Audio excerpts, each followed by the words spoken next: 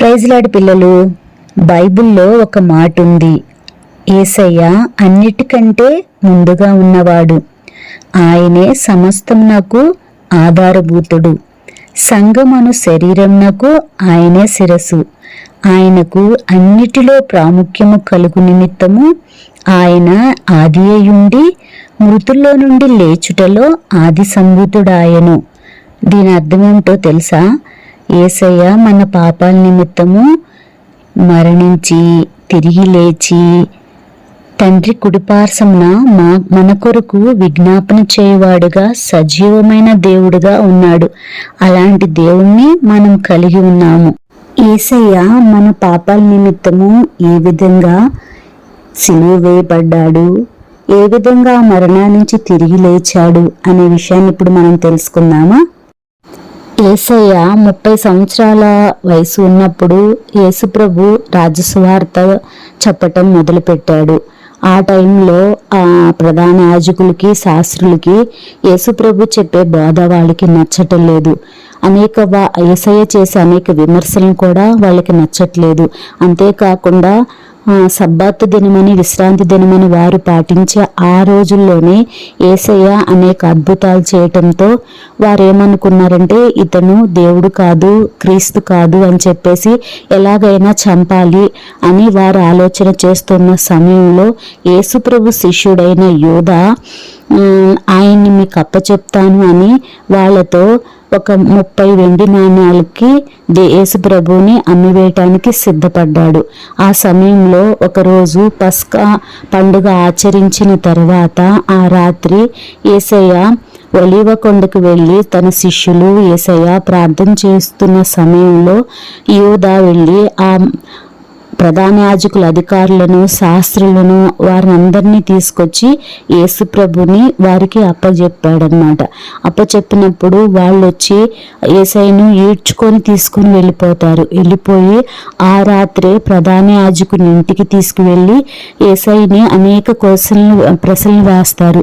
నువ్వు యూదుల రాజువా, నువ్వే క్రీస్తువా అని చెప్పేసి ఆయన్ని హింసిస్తారు, కొడతారు, గుద్దుతారు, అనేక మాటలతో దూషిస్తారనమాట. అలా చేసి తర్వాత పిలాతు యొద్దకు తీసుకువెళ్తారు. ఆ పిలాతు అడుగుతాడు, నువ్వు యూదుల రాజువా అంటాడు. అవును, నువ్వు అన్నట్లే అంటాడు. అన్నప్పుడు ఆ శాస్త్రులు అంటారు, ఇతన్ని సిలువ వేయండి అని అడుగుతారనమాట.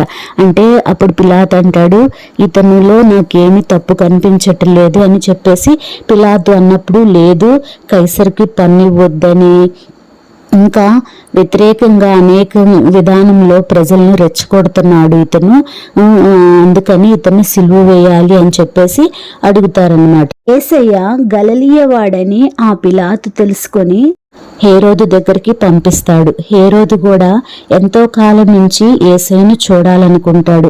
అనేక మాటలు యేసుప్రభు చెప్తే వినాలనుకుంటాడు. కానీ యేసయ్య ఏమీ మాట్లాడనమాట. అయితే హేరోదు కూడా ఇతనిలో నాకేమీ తప్పు కనిపించటం లేదు, మరణానికి తగ్గ పాపం ఏమీ లేదు ఇతనిలో అని చెప్పేసి మరలా అతను ఏం చేస్తాడు, పిలాతు యొద్దకు పంపిస్తాడు.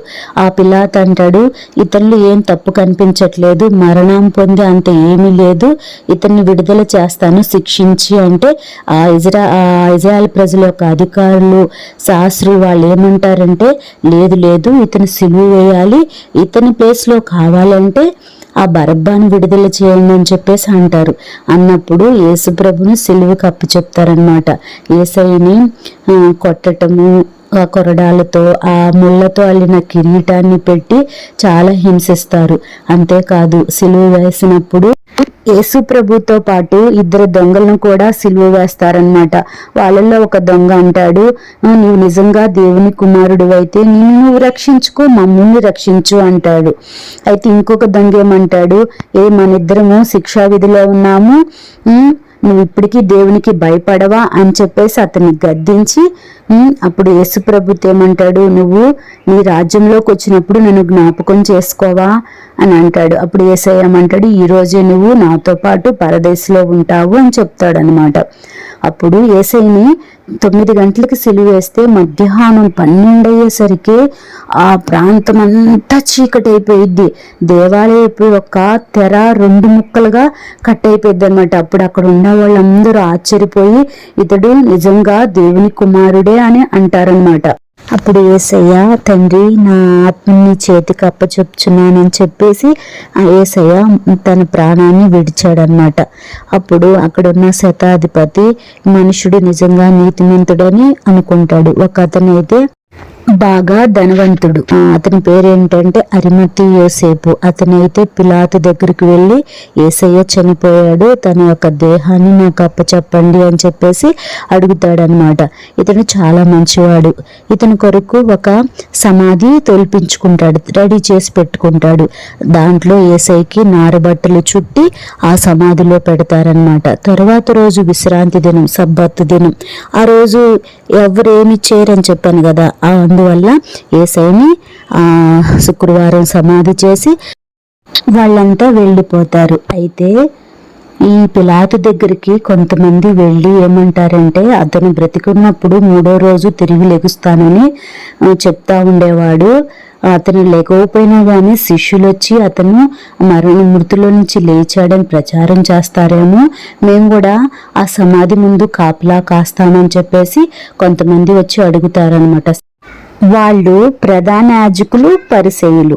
సరే మీ ఇష్టం అని చెప్పేసి పిలాతు అంటాడు.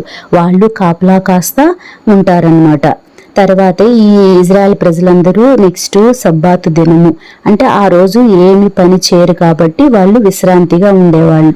తర్వాత రోజు ఆదివారం కాబట్టి వాళ్ళు ఏం చేస్తారంటే, కొంతమంది స్త్రీలు తమ సిద్ధపరిచిన సుగంధ ద్రవ్యాలు తీసుకొని యేసుప్రభు సమాధి దగ్గరికి వెళ్తారు.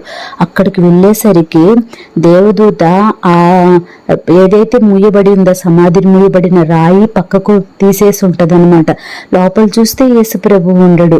అయితే ఆ దూత చెప్తాడు, ఆయన ఇక్కడ లేడు, ఆయన మృతుల్లో నుంచి లేచాడు, మీరు వెళ్ళి శిష్యులకి చెప్పండి అని చెప్తారు దేవదూతలు.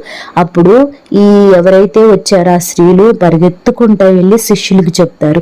శిష్యుల్లో పేతురు, యోహాను త్వరగా పరిగెత్తుకుంటూ వస్తారు. వచ్చి ఆ సమాధిలోకి యోహాను తొంగి చూస్తాడు. చూడంగానే దేవుడికి యేసయ్యకి చుట్టబడ్డ నారబట్లన్నీ పక్కన పెట్టుంటాయి అనమాట. ఈ పేతురు కూడా లోపలికి వెళ్ళి చూస్తాడు. చూసినప్పుడు లేడు యేసయ్య అనేది అర్థమైపోయి ఇంకా వాళ్ళిద్దరూ మళ్ళా వెళ్ళిపోతారు. యేసయ్య 40 దినాలు ఉండి శిష్యులకి కనిపిస్తా తను మృతులో నుంచి లేచాడు, లేఖనాలు నెరవేరినాయని వాళ్ళకి 40 రోజులు కనిపించి తర్వాత యేసయ్య ఏమంటాడంటే వాళ్ళందరినీ బేతనియాకి రమ్మంటాడు. ఆ బేతనియా నుంచి యేసు ప్రభు పరలోకానికి ఆరోహణమవుతాడు. వెళ్ళేటప్పుడు ఏం చెప్తాడంటే, మీరు సర్వలోకానికి వెళ్ళి నా సువార్త ప్రకటించండి, తండ్రి కుమార పరిశుద్ధాత్మ నామంలో వారికి బాప్తిస్మిస్తూ నా శిష్యులుగా చెయ్యండి అని చెప్పేసి ప్రకటించి, నేను ఏ విధంగా వెళ్తున్నానో మరలా ఒక రోజు వస్తాను అని చెప్పేసి శిష్యులకు చెప్పి ఆయన ఈ లోకం నుంచి వెళ్ళిపోయాడు అనమాట. పిల్లలు, ఒక విషయం మీకు అర్థమైందా? యేసయ్య మన నిమిత్తమే ఆ శిలువలో మరణించాడు. మన తలంపుల్లో చేసిన ప్రతి పాపానికి ఆయన ముళ్ళ కిరీటాన్ని భరించాడు. మన శరీరంతో చేసిన ప్రతి పాపానికి ఆయన దేహంతో కొట్టబడ్డాడు. ఆ శిలువలో భయంకరమైన ఆ శీలలను అనుభవించి మన చేతులతో కాళ్ళతో చేసిన పాపాలకి ఆయన శీలలు అనుభవించాడు. అంతేకాకుండా మనకి రావాల్సిన శిక్ష యావత్తు ఆయన అనుభవించాడు. మనం చేయాల్సిన పని ఏమీ లేదు. యేసయ్య దగ్గరకు వచ్చి, యేసయ్యా నేను పాపిని, నన్ను క్షమించు, నీ రక్తంతో కడిగి నన్ను శుద్ధీకరించి నీ బిడ్డగా స్వీకరించు అంటే చాలు. యేసయ్య మనల్ని స్వీకరిస్తాడు. మరలా ఆ పాపాలు మాత్రం చేయకూడదు. యేసయ్యకి చాలా దుఃఖం కలిగిద్ది. ఓకేనా? ఆయన బిడ్డలుగా మారుతారు కదా, యేసయ్యని మీ సురక్షకుడుగా స్వీకరిస్తారు కదా.